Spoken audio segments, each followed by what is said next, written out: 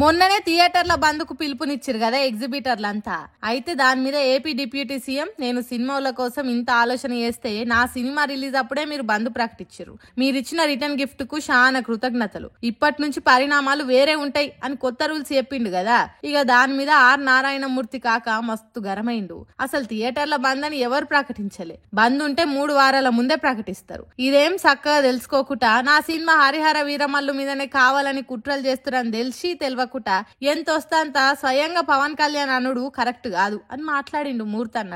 మరి పవన్ కళ్యాణ్ కావాలని క్లారిటీ లేకుండా అట్లా మాట్లాడిండా? థియేటర్ల బంద్ ప్రకటించిర్రా లేదా? ఇలా ఎవరు కరెక్టో ఎవరు కాదో తెలియదు గాని ఎగ్జిబిటర్లు పెట్టిన చిన్న అగ్గి పెద్ద మంట అయ్యే కూర్చునే తట్టు కొడుతుంది కదా అని అంటుర్రు నెటిజనాలంతా. ఎందుకంటే పవన్ కళ్యాణ్ ను ఏమన్నంటే జన సైనికులు ఆయన ఫ్యాన్స్ ఊకోరు కదా. మరి రచ్చను ఎంత దూరం తీసుకుపోతారో ఏం పాడో అని మాట్లాడుతుర్రు అంతా. చూద్దాం ఏమైతుందో.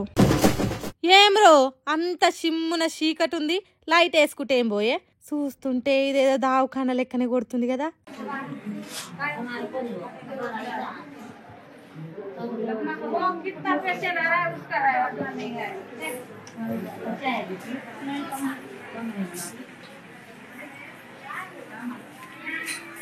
అబ్బరా కొండ దావఖాన లెక్క కొట్టుడైంది. దావఖాననే జహీరాబాద్ సర్కార్ దవాఖానల కరెంట్ లేక ఫోన్ లైట్లు పెట్టుకొని పేషెంట్లను చూస్తుర్రు. అదేంది జనరేటర్ ఉంటది కదా, అది ఆన్ చేసుకోవచ్చు కదా అని అంటారేమో. ఆడ జనరేటర్ కూడా మూలకు వాడి పనిచేస్తలేదట.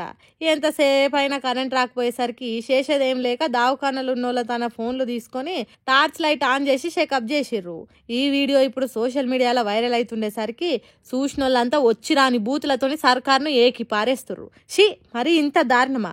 ఎట్లనో ఇచ్చిన హామీలు నెరవేర్చిన పాప అనబోలేదు. కనీసం కరెంటు కూడా సప్లై చేయలేకపోతుంది. ఏం సర్కార్వా ఇది? దిక్కుమాలిన సర్కార్.